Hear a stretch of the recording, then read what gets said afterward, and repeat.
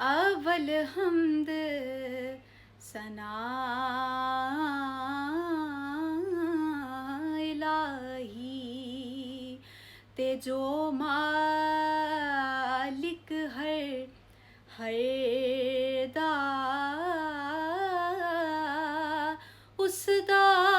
नाम चतारण वाला किसे मैदान ना हरदा ते हिक गुनाह मेरा मापे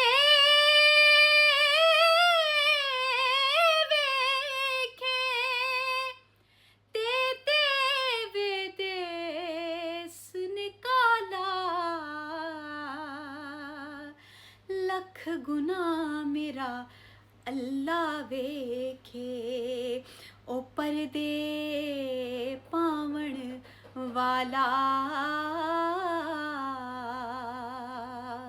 ते मैं नीवा मेरा मुर्शद ऊंचा ते उच्चियां ते संग लाई सदके जावां इन्हां उच्चियां कोलो जिन्हां नीवियां नाल निभाई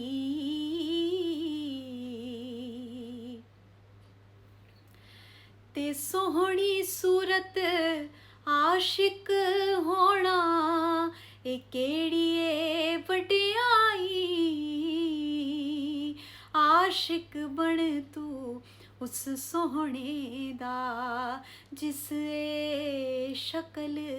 बनाई ते ले ओ यार हवाले रब दे ए मेले चार दिना दे उस दिन ईद मुबारक होसी